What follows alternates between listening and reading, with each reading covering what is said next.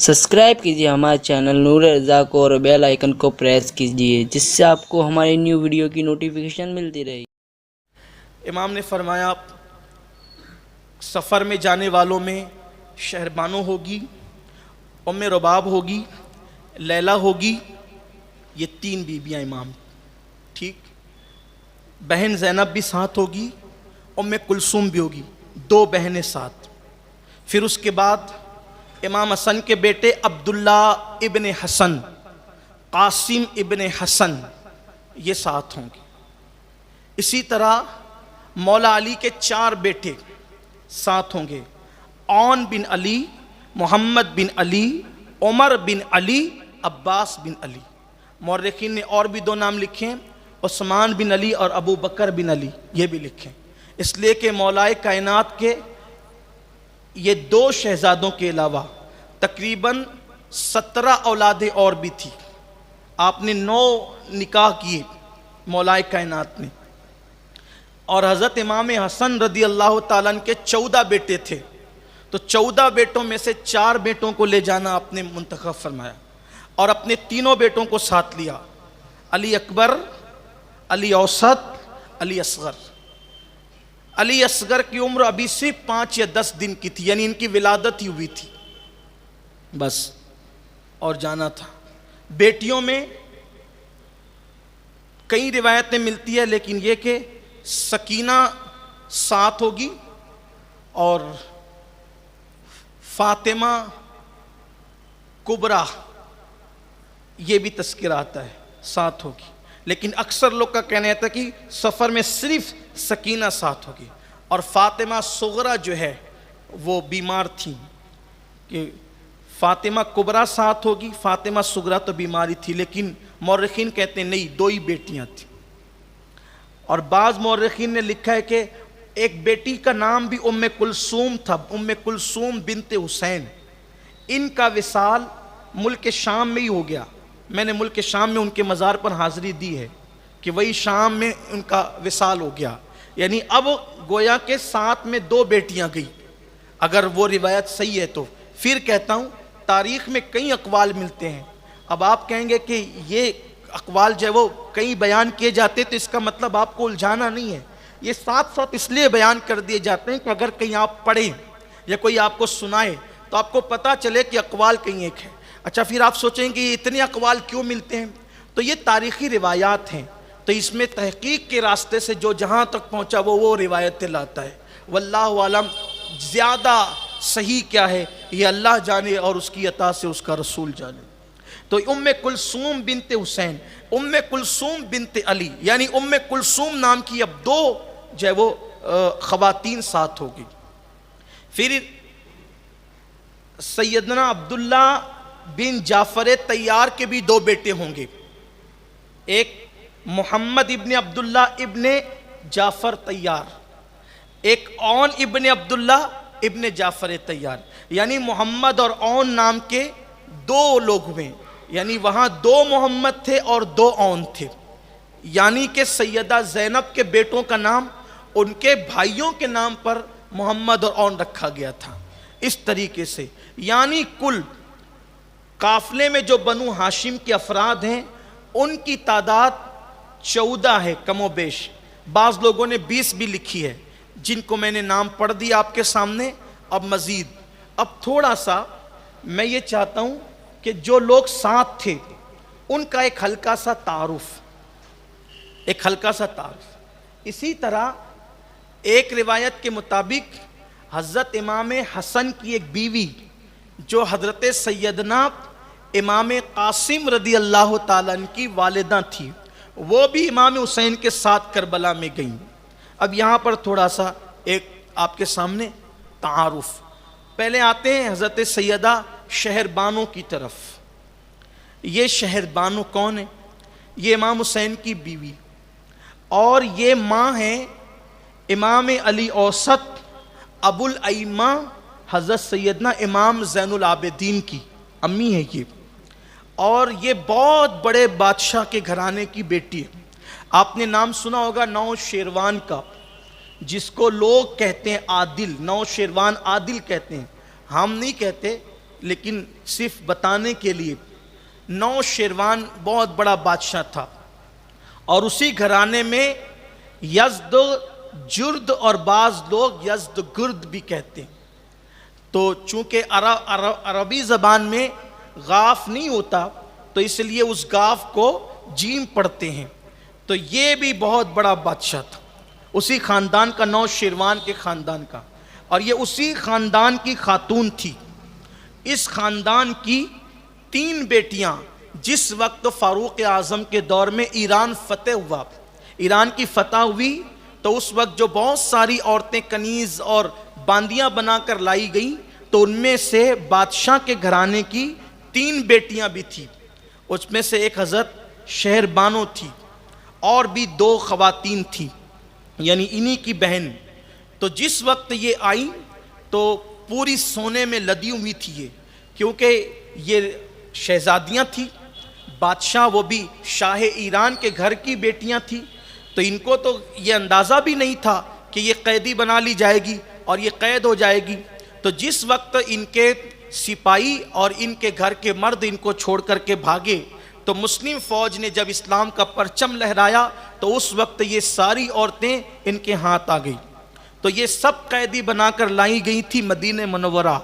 جب مسجد نبوی شریف کے صحن میں ان کو بٹھایا گیا تو ساری لڑکیاں ڈری سہمی تھی، سب ڈری سہمی تھی، لیکن ایک خاتون، ایک شہزادی ان میں سے، وہ بہت غصے میں تھی۔ وہ تھی تو سونے میں لدی ہوئی، لیکن تھی غصے میں، اور وہ اپنی زبان میں کچھ کہہ رہی تھی، حالانکہ دیار غیر میں جبکہ کنیز اور باندی کی حیثیت سے کہیں لا کر بٹھایا گیا ہو، اس وقت اظہار غصہ کرنا یہ کسی کی جرات اور بہادری کی دلیل ہی ہو سکتی تھی۔ سیدنا فاروق اعظم کو بتایا گیا یہ سب کنیزیں ہیں، اور ان میں سے یہ 3 لڑکیاں جو ہے وہ شہزادیاں ہیں، بادشاہ کے گھر کی بیٹیاں ہیں، وہ بھی ہاتھ آئی ہے۔ تو یہ فیصلہ ہوا ایک کام کرتے ہیں، ان تینوں کو بھی بیچ دیں گے۔ جو ہے وہ اس دور کا طریقہ جو تھا کہ کنیزیں خریدی اور بیچی جاتی تھی، غلام خریدے اور بیچے جاتے تھے۔ تو شہزادی شہر بانو اور ان لوگوں کو کی طرف دیکھے بغیر فاروق اعظم نے کہا کہ یہ کنیزیں بانٹ دی جائے، بیچ دی جائیں۔ تو اس وقت مولا کائنات نے کہا کہ یہ جو وہ شہزادیاں بادشاہ کے گھر کی بیٹیاں ہیں، تو توجہ بھی تو دیکھا کہ وہ غصے میں کچھ کہتی ہیں۔ فاروق اعظم نے فرمایا کہ یہ لڑکی کیا کہہ رہی ہے؟ تو جو لوگ ایرانی زبان سمجھتے تھے انہوں نے کہا یہ اپنے مردوں کو اور باپ داداؤں کو کوس رہی تھی کہ یہ نامردوں میں طاقت نہیں تھی تو مسلمانوں سے جنگ کیوں کی؟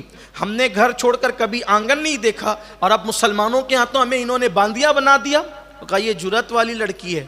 تو فرمایا کہ ایک کام کیا جائے، اس سے پوچھو کہ یہ کون ہے؟ تو کہا کہ میں بادشاہ کی بیٹی ہوں اور یہ میری 2 بہنیں ہیں، یہ بتایا۔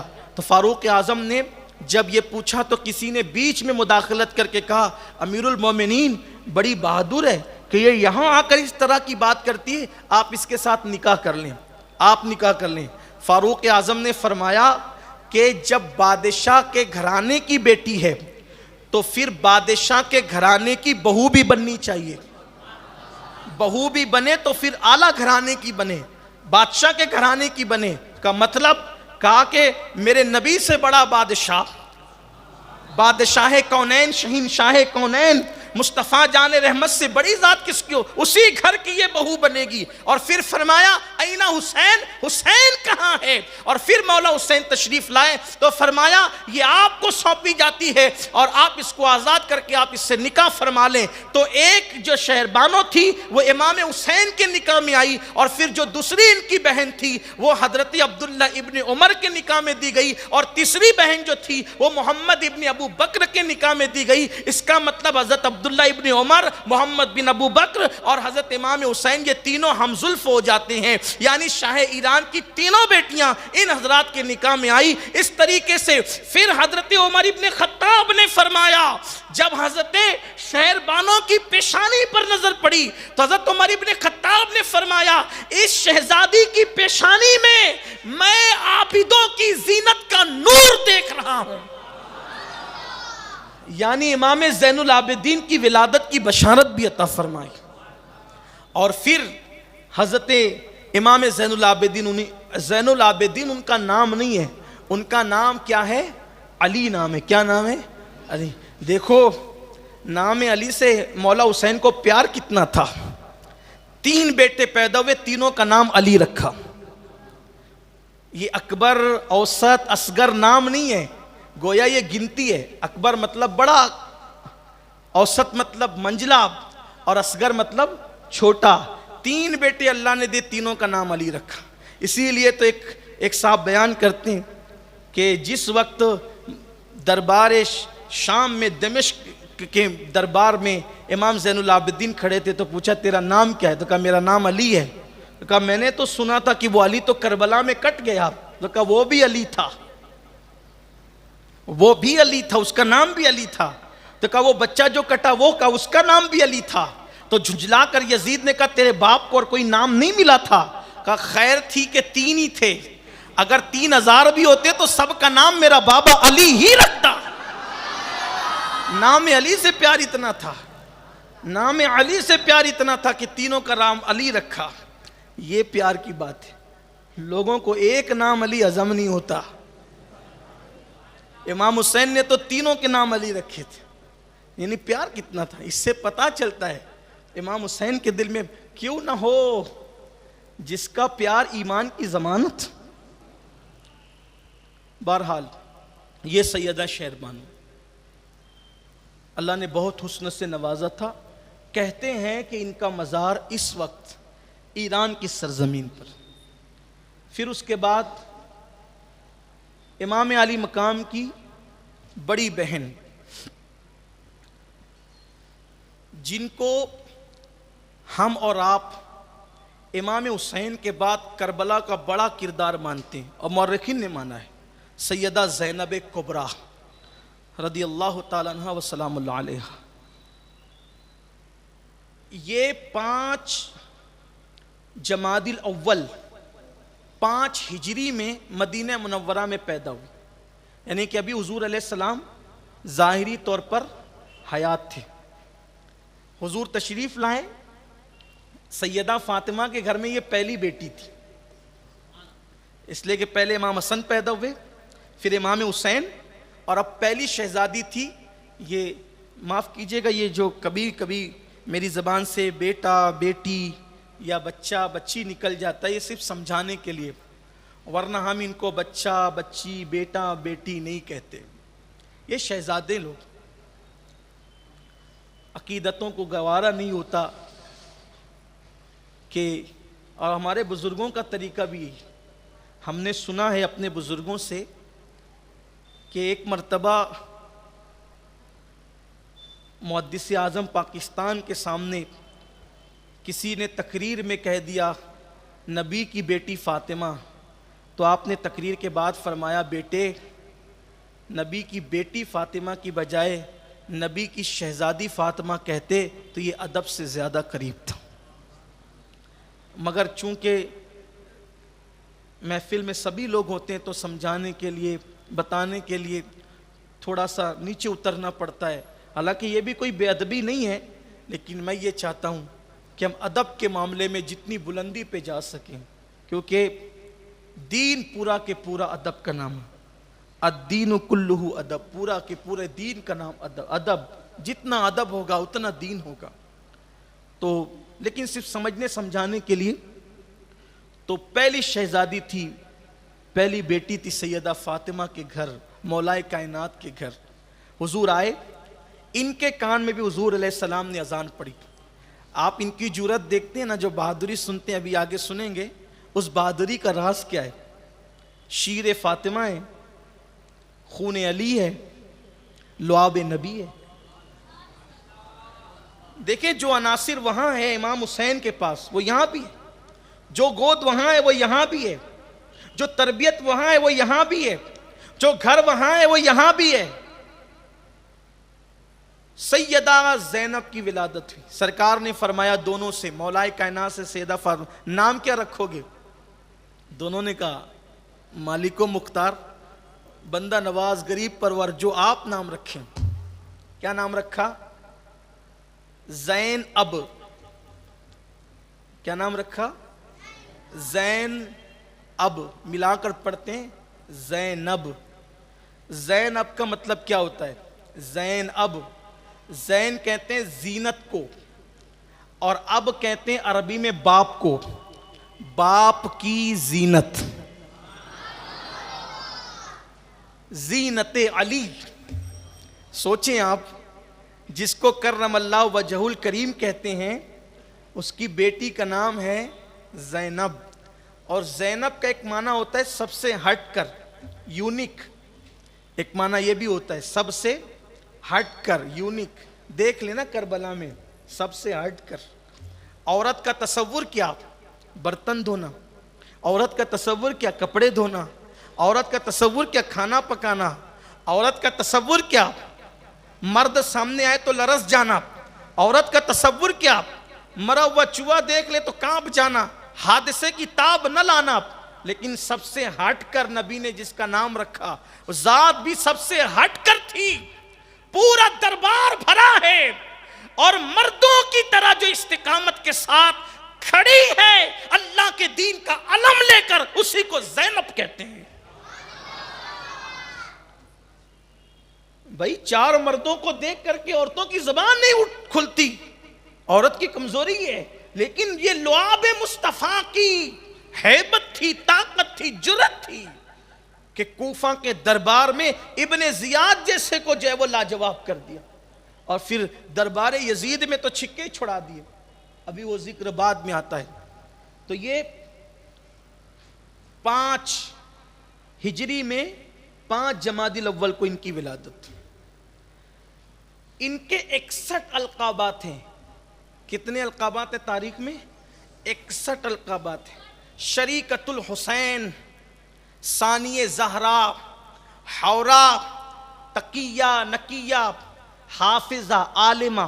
حضرت امام زین العابدین کہتے ہیں ہمارے خاندان میں فاطمۃ الزہرا کے بعد ان سے بڑی عالمہ کوئی نہیں تھی۔ صرف 5 سال کی عمر میں انہوں نے قرآن حفظ کیا تھا۔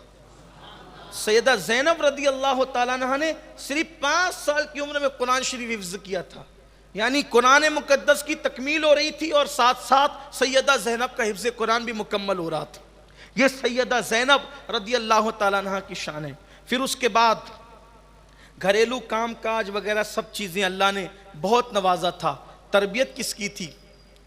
گود، کبھی علی پاک کی گود میں، کبھی نبی پاک کی گود میں، کبھی سیدہ فاطمہ کی گود میں۔ ایک مرتبہ تلاوت کرتے کرتے اوڑھنی سر سے نیچے آ گئی۔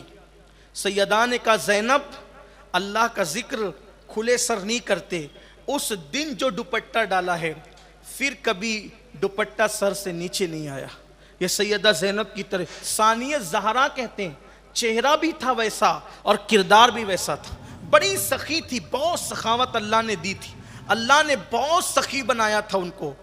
کوئی مدینہ منورہ کی خاتون گھر آتی تھی تو کبھی خالی لوٹ کر نہیں جاتی، فرماتی تھی کہ سائل کو خالی لوٹانا، سائل کو خالی لوٹانا یہ مومن کی شان نہیں ہے، کچھ نہ کچھ دے دیا کرو، کچھ نہ کچھ عطا کر دیا کرو، مستحق ہو تو بھی دیا کرو، غیر مستحق ہے تو بھی دیا کرو۔ جب عمر بڑھی تو فاروق اعظم کے دور خلافت میں ان کا رشتہ اشعث بن قیس نے پہلے مانگا۔ یہ اشعث بن قیس جس کا ذکر کل آپ سن چکے ہیں، یہ جادہ کا باپ، تو اس نے پہلے مانگا، مولا علی نے منع کر دیا۔ پھر حضرت جعفر طیار کے بیٹے حضرت عبداللہ بن جعفر، یہ عبداللہ بن جعفر کون ہے؟ جب جعفر طیار کی شہادت ہو گئی تو ان کی اہلیہ رونے لگی، کہا کہ اب ان بچوں کا کون ہے؟ تو حضور علیہ السلام نے فرمایا تھا ان کا والی میں ہوں۔ پھر حضور علیہ السلام نے ان کو اپنی پرورش میں لے لیا۔ سرکار علیہ السلام کے وصال کے بعد حضرت عبداللہ بن جعفر کی پرورش مولا کائنات نے کی۔ اب دیکھیں، دونوں کو دیکھیں کہ سیدہ زینب کی پرورش کہاں ہو رہی ہے؟ ایک تو نبی کے پاس، ایک تو مولا علی کے پاس، اور حضرت عبداللہ بن جعفر جو ان کے شوہر پرورش کہاں ہو رہی ہے؟ ایک تو نبی پاک کے پاس اور ایک تو مولا علی کے پاس۔ جب وہ جوان ہوئے تو پھر ان کی طرف سے رشتہ مانگا گیا تو مولا کائنات نے ان کا رشتہ کر دیا۔ حضرت عبداللہ بن جعفر طیار بہت مالدار تھے، مدینہ منورہ میں 4 لوگ بڑے سخی مانے جاتے تھے اور چاروں مالدار بھی تھے، ایک امام حسن، دوسرے امام حسین، تیسرے عبداللہ بن عباس چوتھے عبداللہ بن جعفر طیار، ان چاروں کی سخاوت بہت مشہور تھی اور چاروں مالدار تھے، بڑی دولت تھی، اللہ نے بہت دولت سے نوازا تھا۔ یہاں ایک غلط فہمی کا ازالہ بھی ہوتا ہے کہ حسنین کریمین کو لوگ کبھی کبھی سمجھتے ہیں کہ بیچارے بڑے فاقہ کش ہوں گے، بیچارے بولتے ہیں لوگ، ارے ان کو بیچارہ کیسے کہتے ہو جو پوری کائنات کا چارہ ہے، پوری کائنات کا چارہ گر جو ہو۔ اس سے یہاں لوگوں کو تھپکیاں دی جاتی ہے، یار غریب ہے تو رہو، مفلس ہے تو رہو، بھیک منگی ہو تو رہو، اس لیے کہ یہ سب غریب لوگ تھے۔ کس نے کہا غریب لوگ تھے؟ جو ایک اجنبی بڑھیا کو ہزار بکریاں خرید کر ایک وقت میں دے دیں، 50 ہزار لوگوں کا قرضہ چکا دیں۔ حضرت اسامہ بن زید حالت سکرات کے قریب تھے، امام حسین ملاقات کے لیے گئے، حضرت اسامہ بن زید سے کہا غمگینوں موت کی وجہ سے، کہا نہیں، موت سے زیادہ قرضے کا غم ہے، 60,000 درہم مجھ پہ قرض ہے، ڈر لگتا ہے مقروض دنیا سے جاؤں گا تو کیا ہوگا؟ امام حسین نے فرمایا فکر مت کرو، وہ 60,000 میں ادا کر دوں گا۔ کہا لیکن اگر مر جاؤں گا اسی حالت میں، وہ بوجھ لے کر جاؤں گا، آپ تو ادا کر دیں گے، میں چاہتا ہوں کہ انتقال سے پہلے ادا کر دوں۔ امام نے فرمایا فکر نہ کرو، تمہاری روح نکلنے سے پہلے وہ 60,000 کا میں ادا کر دوں گا۔ گھر گئے، 60,000 لیا اور لینے کے بعد وہ قرضہ ادا کر دیا۔ قرضہ لوگوں کا 60,000 ادا کرنے۔ ایک مرتبہ ایک شخص آیا، کہا میری بیٹی کی شادی ہے، میں غریب آدمی ہوں، میں چاہتا ہوں کہ میری بیٹی کا نکاح شان سے ہو۔ فرمایا ہو جائے گا۔ کس شان سے ہوا؟ اس کے جہیز میں 1,000 کنیزیں دی اور ہر کنیز کے ہاتھ میں 1,000 درہم دیے۔ یہ بھیک مانگنے والوں کے لیے ہے، جو بھیک مانگنے آتے تھے ان کو۔ اس لیے سنیوں مالدار بنو، دیندار بنو، دیندار بھی بنو، مالدار بھی بنو۔ دین چھوڑ کے مالدار بنو گے تو فرعون اور قارون کے راستے پہ چلو گے، اور دین کے ساتھ مالدار بنو گے تو حسنین کریمین کے راستے پر، عثمان غنی کے راستے پر، عبد الرحمن ابن عوف کے راستے پہ۔ لیکن یہ مالدار بننے کا مطلب یہ نہیں کسی کی گردن دبا کے بن گیا، کسی کا کروڑوں ہضم کر کے بن گیا، کسی کا لوٹ مار کے بن گیا، معاذ اللہ ایسے نہیں۔ حلال کے ذریعے سے بنو، کوشش کرو۔ مال برا نہیں ہے، لوگوں نے تو پتہ نہیں مال کو کیا سمجھا ہے۔ مال حاصل کرو حلال سے، مال برا نہیں ہے۔ 25 حج ایسے ہی ہوتے ہیں، 25 حج بغیر مال کی ہوتے؟ 1,000 روپے، لاکھوں روپے لوگوں کو یوں ہی لٹائے جاتے ہیں؟ نہیں، ایسے نہیں ہے، ایسے نہیں، بلکہ یہ سب مالدار تھے۔ امام موسیٰ کاظم بھی بہت مالدار۔ امام موسیٰ کاظم کون؟ امام جعفر صادق کے بیٹے۔ وہ کون؟ امام باقر کے بیٹے۔ وہ کون؟ امام زین العابدین کے بیٹے۔ وہ کون؟ امام حسین کے بیٹے۔ بہت قیمتی جوتے پہنتے تھے امام موسیٰ کاظم، بڑے قیمتی جوتے۔ ایک دن کسی حاسد نے کہا، ہے نا، حسد کرنے والے کپڑے بھی دیکھتے ہیں، جوتے بھی دیکھتے ہیں، تو کسی حاسد نے کہا او نبی کے بیٹے ہو کر اتنے مہنگے جوتے؟ جوتے پہ نظر پڑی نا؟ کہا ہاں۔ کہا کہ بات اتنی ہے، اس شوق سے جوتے اتنے مہنگے پہنتے ہیں کہ تم جیسے دنیا داروں کی نظریں ہمیشہ ہماری پیروں پر ہو، تمہاری نظریں پیروں کے اوپر نہ جائے، اسی لیے قیمتی جوتے پہن رکھے ہیں۔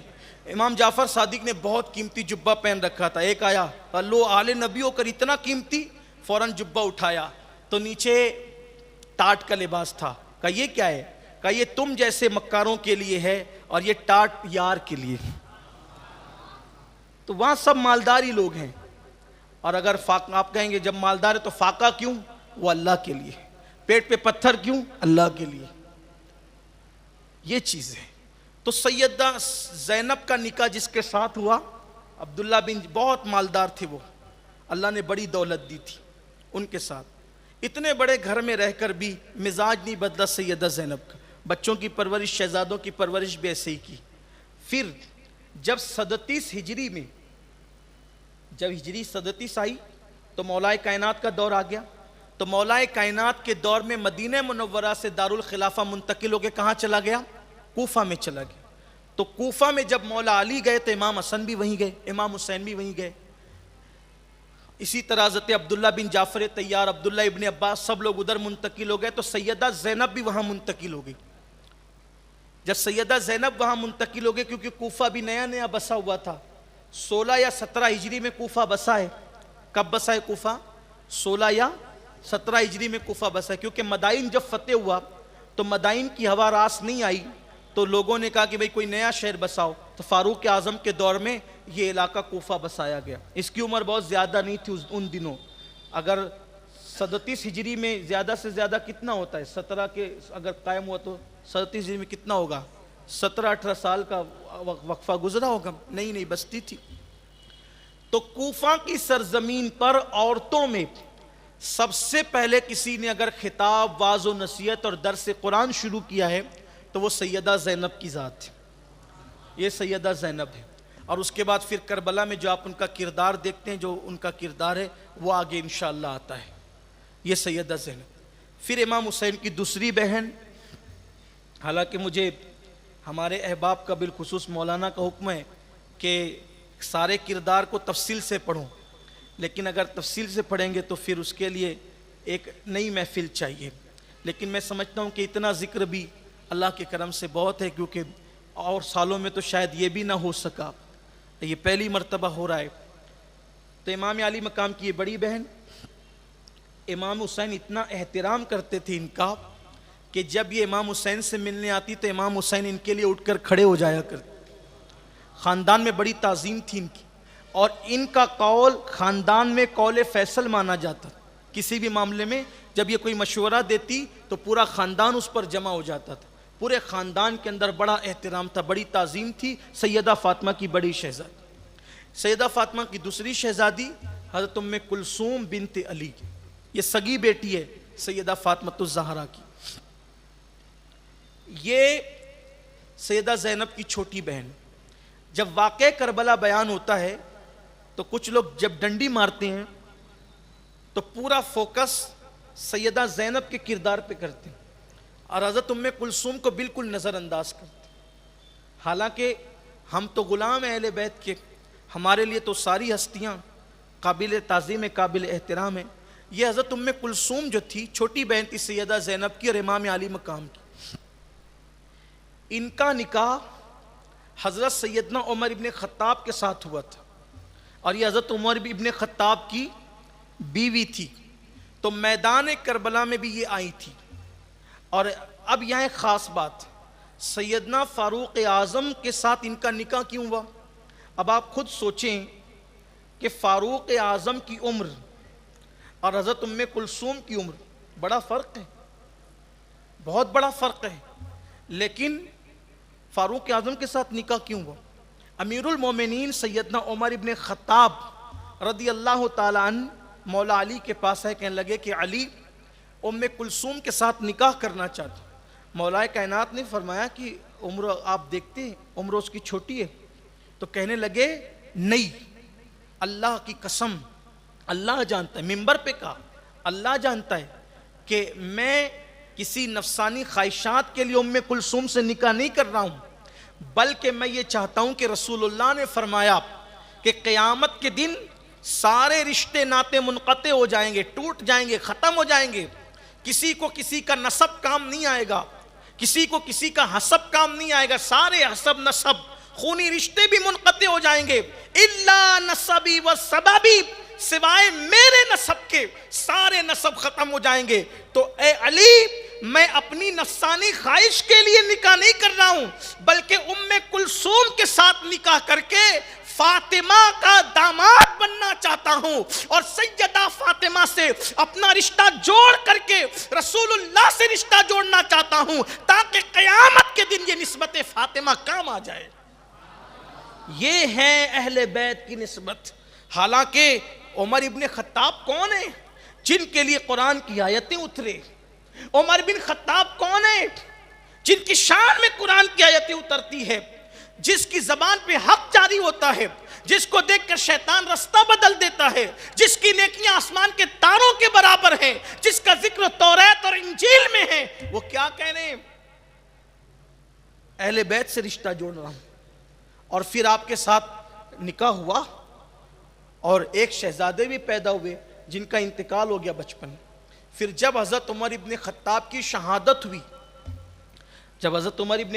شہادت ہوئی، تو پھر حضرت محمد ابن عبداللہ، حضرت محمد ابن جعفر ایک تو حضرت عبداللہ ابن جعفر ہے اور دوسرے محمد ابن جعفر. حضرت عمر ابن خطاب کی شہادت کے بعد محمد ابن جعفر طیار کے ساتھ پھر آپ کا دوسرا نکاح ہوا. یہاں تھوڑی سی وضاحت کرنا چاہتا ہوں, بہت خاص بات, اگر برا لگے تو معاف کر دینا, لیکن کہنا چاہتا ہوں. آپ نے اس سے پہلے کی نشست میں بھی سنا کہ حضرت اسماء بنت امیس رضی اللہ تعالی عنہا, پہلے ان کا نکاح حضرت جعفر طیار کے ساتھ ہوا, ان کی شہادت کے بعد حضرت ابوبکر صدیق کے ساتھ ہوا, ان کے وصال کے بعد ان کا نکاح مولائے کائنات کے ساتھ ہوا. پھر یہ حضرت ام کلثوم کا معاملہ کہ پہلے یہ فاروق اعظم کے نکاح میں تھی, ان کی شہادت کے بعد پھر محمد ابن جعفر طیار کے ساتھ نکاح ہوا. اس طرح اور بھی خواتین. لیکن آج اپنے معاشرے کا حال یہ ہے کہ اگر کوئی عورت بیوہ ہو جاتی ہے, کوئی عورت اگر بیوہ ہو جائے تو بیوہ ہونے کے بعد وہ خود بھی اور اس کے خاندان والے بھی اور ہماری قوم بھی اس بیوہ کے دوسرے نکاح کو عیب سمجھتے ہیں, اور لوگ کہتے ہیں کہ یہ شرافت کے خلاف ہے. بھئی شوہر مر گیا, اب صبر کرو, جو ہونا تھا ہو گیا, ہے نا, یہی کہتے ہیں لوگ. اور وہ جوانی میں چاہ کر بھی نکاح نہیں کر سکتی, دل چاہتا ہے, مگر ظالم معاشرہ, ظالم رسومات, ظالم رسمیں, ظالم زنجیریں, تانے کا خوف, عورتوں کی تانہ زنی کا خوف اس جوان عورت کو سسک سسک کر مرنے پر مجبور کر دیتے ہیں. وہ دوسرا نکاح نہیں کر سکتی, شرافت کے خلاف ہے. میں پوچھنا چاہتا ہوں کہ اسماء بنت امیس سے بڑا بھی کوئی شریف ہے اس وقت سماج میں؟ ام کلثوم بنت علی سے بڑھ کر بھی کسی کے پاس شرافت ہے؟ جن کے قدموں میں گویا کہ شرافت کو معراج نصیب ہوتی ہے, یہ ان خواتین کی داستان پڑھی جا رہی ہے. جب انہوں نے بیوہ ہونے کے بعد دوسرا نکاح پسند کیا, قبول کیا, تو آج ہماری جوان بچیاں, اور یاد رکھنا زبردستی کسی جوان بیٹی کو بیوہ ہونے کے بعد بھی نکاح سے روکنا, اس کی خواہشات کو کچلنا, کبھی کبھی اس کو غلط راستے پر ڈال سکتا ہے. اس لیے یاد رکھیے, بیوہ کا نکاح ہونا چاہیے.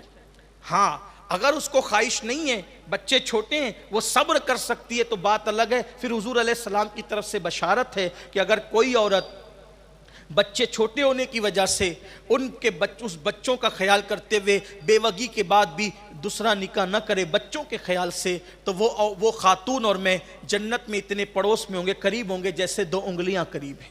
بشارت بھی ہے. لیکن عام طور پر یہ دور گناہوں کا دور, ماحول کیسا عجیب ماحول ہے. اس لیے اگر جوانی کی دہلیز پر قدم رکھنے کے بعد کسی حادثے کے سبب کوئی لڑکی بیوہ ہو جائے, اس کا نکاح کرنا یہ شرافت کے خلاف نہیں ہے. اس طریقے سے تو ابھی اور بھی خواتین کے نام ہم لے سکتے ہیں, لیکن ابھی اس کا وقت نہیں. لیکن صرف یہ غلط رسم ہے. دیکھیے اپنے ذہن کو بدلیے, اپنی سوچ کو بدلیے, اپنی فکر کو بدلیے. یہ جو ہمارے درمیان مشرکانہ سوچ ہے, یہ کافروں کی جو فکر ہمارے اندر کہیں نہ کہیں سے آ گئی ہے, کسی کی تہذیب سے ہم متاثر ہو گئے, کسی کے مذہب سے متاثر ہو گئے, کسی کی فکر سے متاثر ہو گئے. نکلیے اس گندگی سے. اور میں خواتین سے کہتا ہوں اور لوگوں سے بھی کہتا ہوں, سرپرستوں سے کہتا ہوں کہ لوگ کیا کہیں گے, یہ فکر دل و دماغ سے نکال دو, ہماری کوئی بیٹی غلط راستے پر نہ جانے پائے.